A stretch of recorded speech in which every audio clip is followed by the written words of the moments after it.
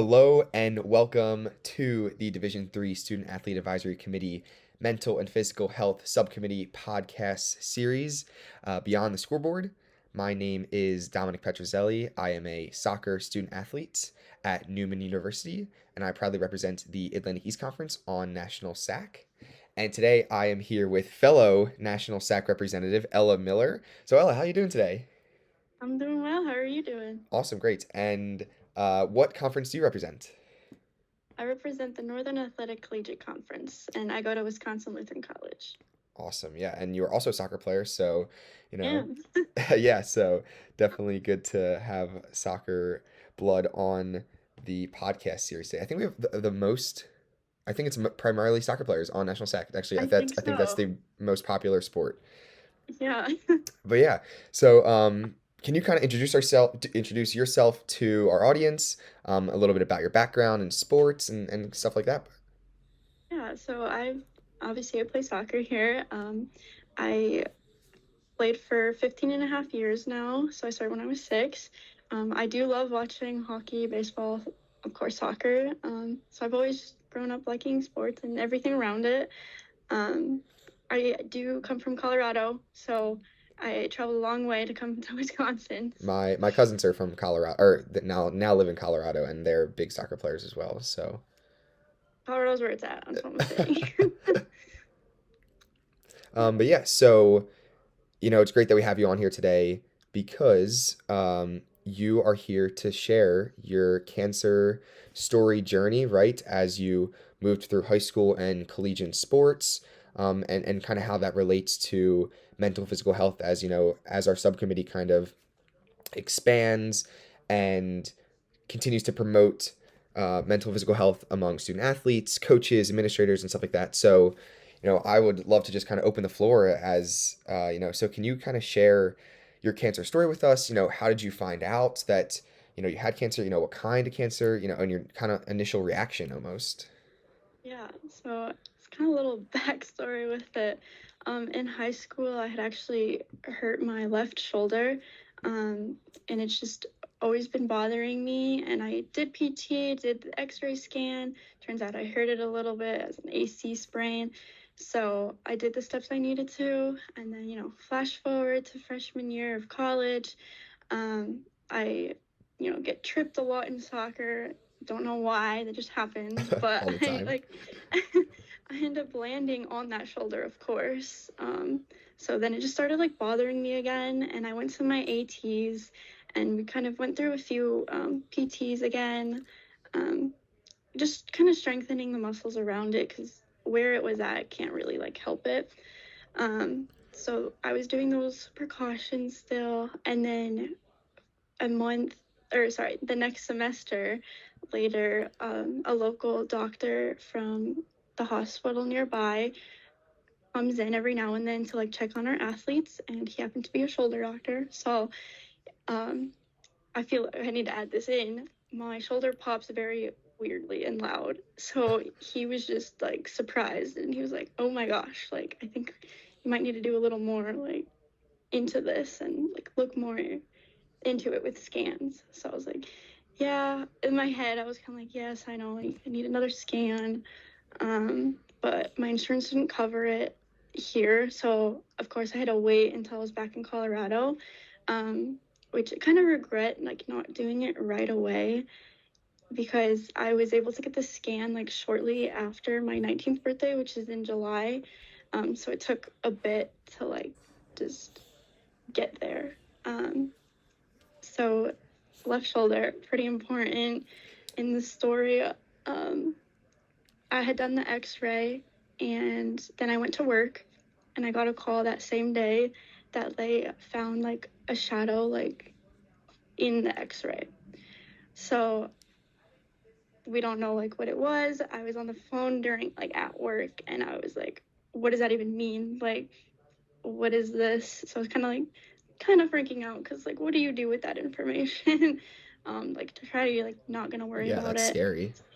Yeah. So then I called my mom right away, and I think we're both a little like worriers.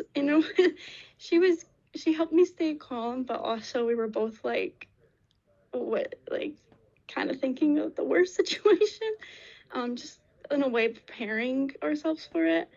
So I just went home, and then they had me come in and do a CT scan to kind of like know a little more, or an MRI. I don't remember which one. This was back in 2022, so it's been a little bit.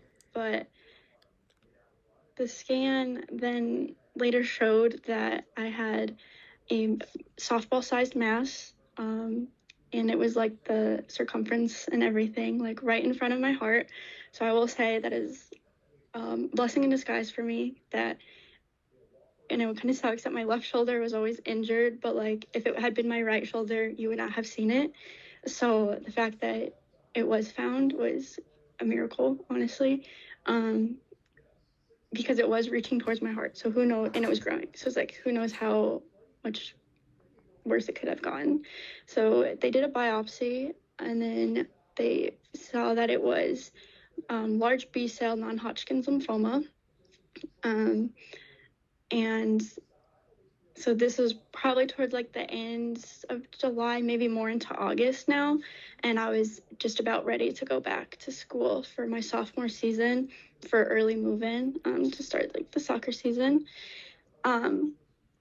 So kind of flash forward to that time, it was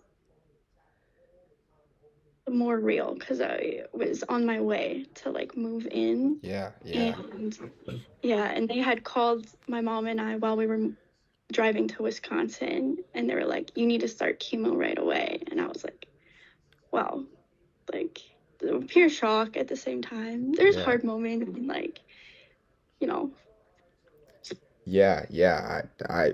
Wow. So yeah, this is the first time that, we all are hearing, and probably National SAC is probably hearing this story. And I know you've always mentioned it, but have not really gotten into detail about that, all the, nitty-gritty stuff. Um, it's really interesting that it came from a shoulder injury, that right, Yeah. and that, the doctor was like, "Oh, hey, you should probably go take a peek at this."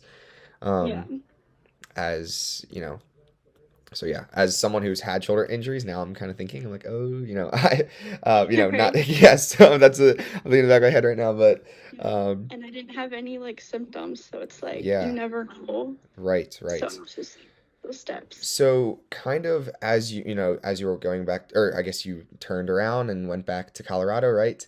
Um, just talk about, like, the biggest challenges you faced, on it from obviously from a physical aspect, but mentally, you didn't play your sophomore season, right? Um, Yeah. and then, through that, who helped you through that, or if there's a group of people, I know you mentioned your mom, that support system that kind of worked you, back to the field of play and everything. Yeah. So actually, when we got that call, we still ended up going to Wisconsin so I could move in and everything, and still see my team. Kind of like a good luck type of good luck on treatments type of thing. Hmm. I moved in, so like my stuff would still be there, and like ambition that I will be back that following semester.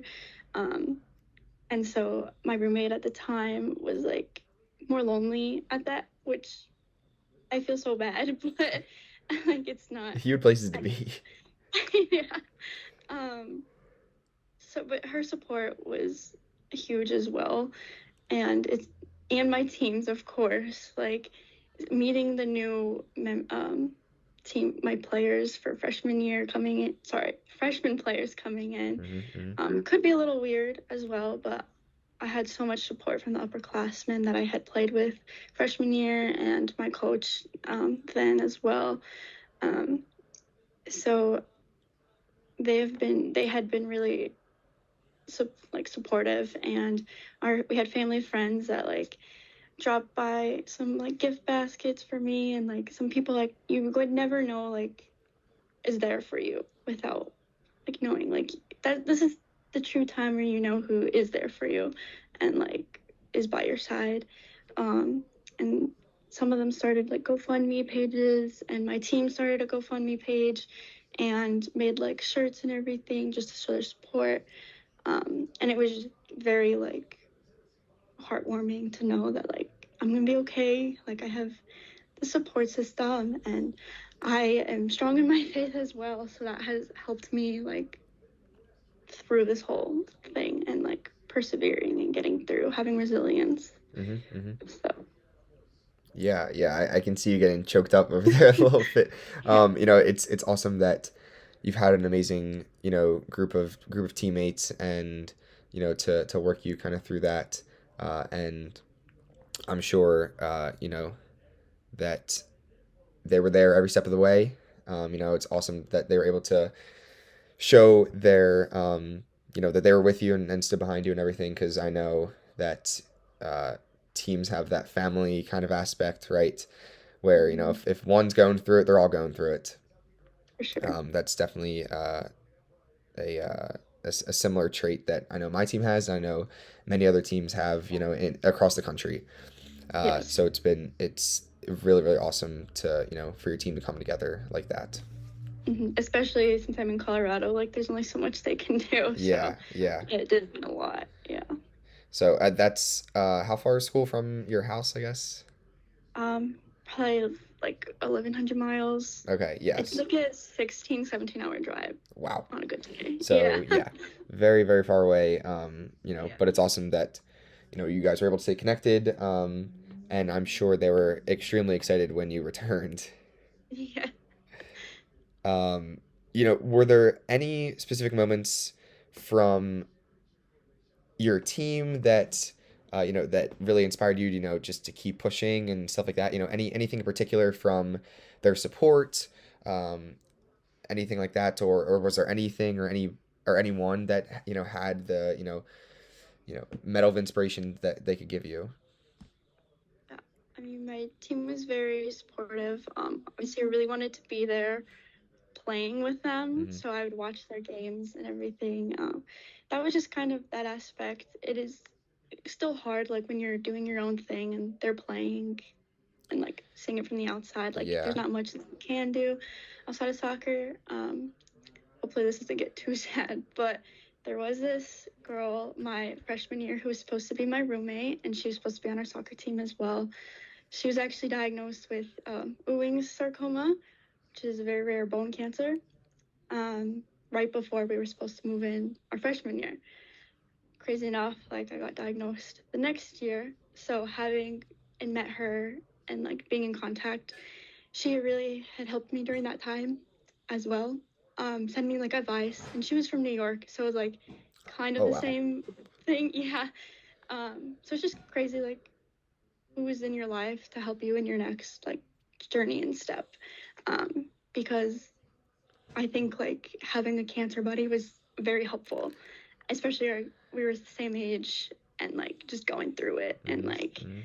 I can relate or go to her to have everything. Um, so, and she had way bigger struggles for sure going in. So seeing her just fight her battle was very inspiring, and it's still inspiring. She had passed away in January, shortly after I finished my treatments. So it was like a really tough time through then. But she had still like inspired me with like recovery and like just thinking about her all the time. Hmm. So yeah, I think Bella was my main one big Yeah, yeah. Sorry, I'm getting chills person. right now, and as I'm sure the audience listening is getting chills as well. Uh, I'm sure that you are living her legacy, that that she would have wanted, and continuing down that path, with your teammates and everything, right? Right. You said she was gonna be your teammate, right? Yeah. So I'm sure that when those dates come around, it's very um, overwhelming sometimes and stuff like that. But that you have your teammates to rely on, to get through that and stuff like that. Yeah. Really, really inspiring and everything. Um, yeah, I need to take a breath too over here. No, yeah. um, switching gears a little bit because no one should ever be going through that. Um, Returning to play, right? You've talked about that you've had an amazing support system through your teammates, your family, Bella, obviously. Uh, so returning after treatment, this was the next year, right? Yeah, the Uh, following fall. yes, yes. So what was it like, what did it feel like that, you Hmm. were like, I did it, I'm back on the field where I should be, and everything through that? Yeah. So I guess I technically went back to school that following semester Hmm. because I personally like school. So I was like, I need to be there. And that was my goal. So we actually had gotten a new coach that next semester that I had come back. So it was a little harder, like, oh, I don't know what he's looking for, like how practices are going to be, the drills and everything. Um, so it was a little adjustment. But during my treatments, my neighbor is a soccer club coach. So thankfully, like every morning, at least like 3 times a week, we would go out and still like get touches on the ball, drills, finishing, like everything that I was able to do Hmm. just to feel like normal and like still keep up my strength. Motor skills don't go away, so it was just nice to have like something to do too. So coming back, I was like, thank goodness, like I was still doing stuff to like make me feel better coming back in. Um, and with a new coach, like I needed to, still show my abilities in that. I wasn't just the girl who came back from cancer. Hmm. So Hmm. uh, it was a little scary though, because I still had my port in at the time, which is what all my chemo treatments had went through. Like for people who don't know, it's just like a needle and they hook you up. And I was, yeah, so Uh-huh, for like yeah. 12 hours. So if that gets Um, hit, that's that might be a problem. yeah. So I was definitely scared of that. So I feel like I was kind of limiting myself. And then the following, so I worked hard over summer. Um, by the way, I also like appearance wise was a very mental struggle. So like playing on the field, feeling like I look different too. That Hmm. I just that was my normal. Like it made me feel like myself again.